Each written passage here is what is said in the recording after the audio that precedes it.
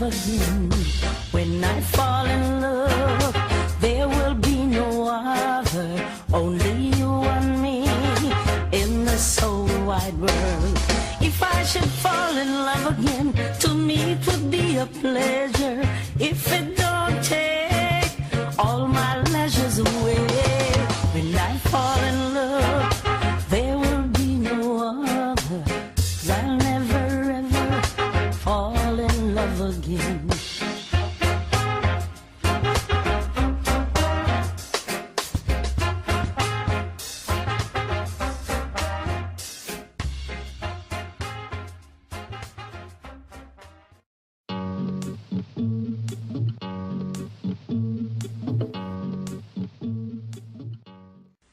I am a part of nature. I am something that nature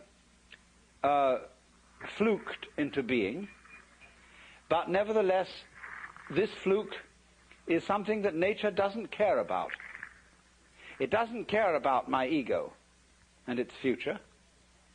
All that is important to nature is the species. The individual is irrelevant. At the same time, this philosophy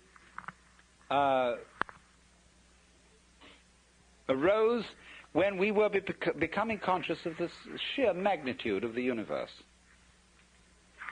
And it took the first impression of this vastness as a pretext for making little of human beings and saying, what do you matter in this huge cosmos?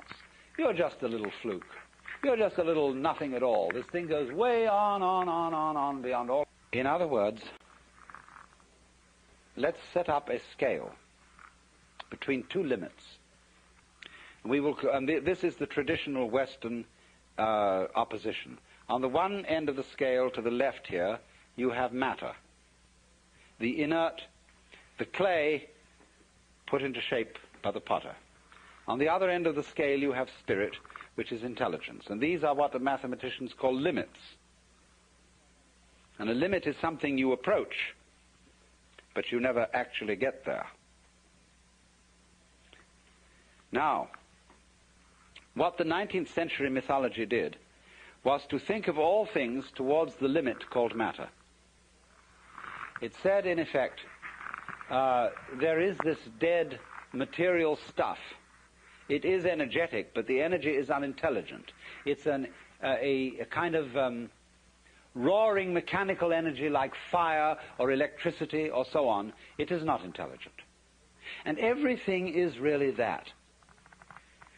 What we call human intelligence and consciousness are merely complicated forms of this primordial energy. And this is as high as you can get, that's as low as you can get. And that's always going to happen to you while you work on the principle of a squirrel cage. That is to say, so long as you are trying to make progress, you will go up. But up always implies down. So while you are trying to get better and better and better, that means that when you get to the best, you can only go on to the worst.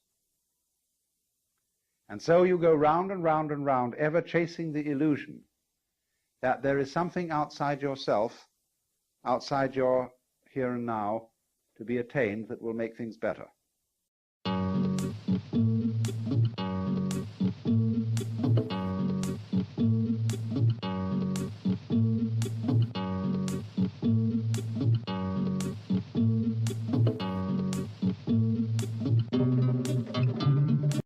Would you now acknowledge your success more on yourself or from the help and teachings of others? And I understand that you're very civically involved, and I was wondering how important of a quality you think that is for an individual in life and why. Yeah, well, most people sort of go through life in a sleepwalk, and if you don't, you will stand out. So I think you'll wake up on January 1st and find the world hasn't changed. You are involved, by and large, in a very strange business system which divides your day into work and play. Work is something that everybody does, and you get paid to do it because nobody could care less about doing it. In other words, it is so abominable and boring that you can get paid for pier after pier full of fine boats, motor cruisers, sailing boats, all sorts of things, which nobody ever uses. And in myriads of ways, you see, you go home, we're the wealthiest people in the world, and you would think that having earned your money and go home, you would have an orgy and a great banquet and so on, but nobody does. They eat a TV dinner, which is just a warmed-over airline food, and then they spend the evening looking at an electronic reproduction of life, which is divided from you by a glass screen. You can't touch it, you can't smell it, it has no color. You know, the philosophy of carpe diem, let us drink today, for tomorrow we die, and not make any plans. What I am saying is that making plans for the future is of use only to people who are capable of living completely in the present.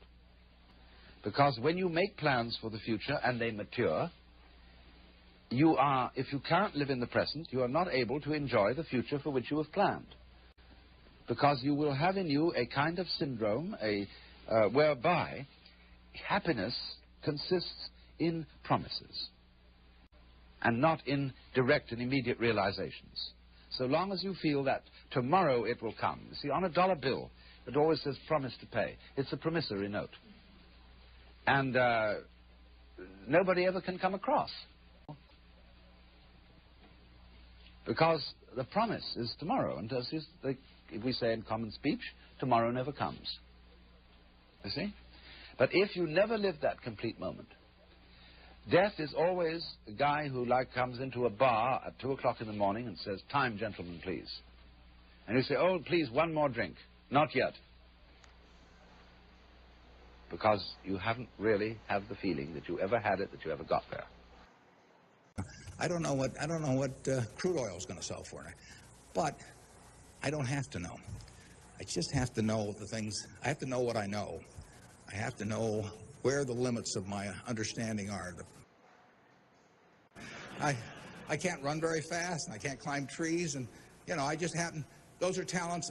Nobody asked me to climb trees now, but there was a time when it might have been important. And incidentally, Bill would have been some animal's breakfast. Other than that, I do what I like every day. I hope you'll do what you like every day.